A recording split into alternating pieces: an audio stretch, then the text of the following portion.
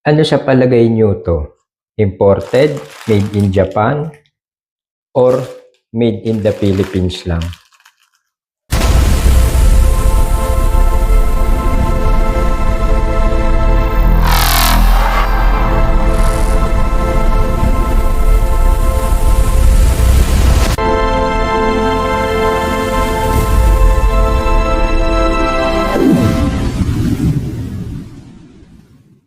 May nagpadala sa atin ito eh.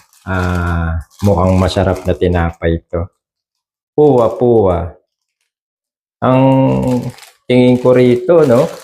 Una kong makita to, tingin ko rito, imported siya, galing Japan. Pero ang tanong, imported nga ba? Tingnan natin kung sino ang gumawa. Ganda ng packaging niya, oh.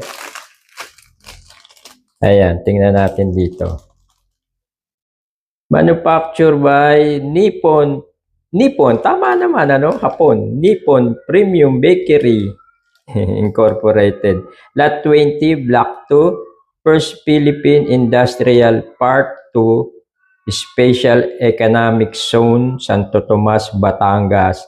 Made in the Philippines. Ayan.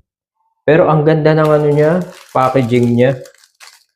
Pagkaunang tingin mo talaga, akalain mo siya imported. Kasi pagka nagpunta kayo ng Japan, halos ganito itsura nito. Meron ding puwa-puwa sa Japan eh. Kaya nga may mga sulat pa siyang ano, yan, no, Japanese character. Oh.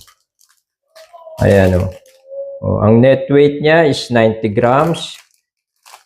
Ito ang flavor nito, red bean with vanilla cream. Ito naman, sweet cream cheese. No? Cream cheese flavor filling. Ito naman, custardo. Pero alam niyo, may napansin ako sa kanya, kanina tinitignan ko, bawat ano niya, oh, may kwento. Bawat isang pirasong packaging niya, may kwento. Pambata eh. Ayan, oh. Tanyo yung kwento na yan, ha. Tingnan nyo to. Iba rin yung kwento nito. At iba rin yung kwento nito. Ayan, oh. Ang tanong, ito, lagi, ang tanong natin,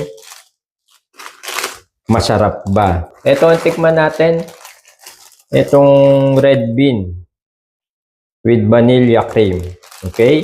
Buksan na natin ang diretso. Ayan. Wow. Madali lang naman siya buksan. And then, tanggalin natin yan. Yung ating lagay natin sa pinggan. Malinis ang ating kamay. Kaya, kinamay ko na. Ayan, oh. Ayan yung mismong kanyang loob. Ayun, meron siyang parang cheese and then ayan yung fillings niya and then munggo. Kaya red bean eh. Tapos red bean with vanilla cream. Vanilla cream yan. So, yung tinapay niya, ayan. Ang tanong, masarap ba? Tikman natin. Tikman natin yung kapraso. Iwan natin yan dyan. Masarap. Masarap yung red bean niya. Ayan, no? Ayan na yung mismo, ano? Palaman na red bean. Tapos, yung vanilla niya, ayan, yung vanilla. Masarap, sulit naman. Kung ang tanong, pangalawang tanong natin, kung sulit ba yung ipambibili rito, nabibili nga pala ito sa SM Hypermarket, meron to. Yung presyo niya, hindi naman ganong kamahalan. Kaparehas lang nung ibang presyuhan na naandun, ano? Hindi lalagpas yata ng 50 pesos. Ang tanong, sulit ba? Sulit naman, masarap. Ayan. So, puwa-puwa, Kung makikita nyo to, bilhin nyo na. Mukha siyang imported pero gawang local, gawang Batangas. Ayan, Santo Tomas, pero masarap. Recommended din. Yung review natin dito, recommended, hindi sayang ang pera. Kain na.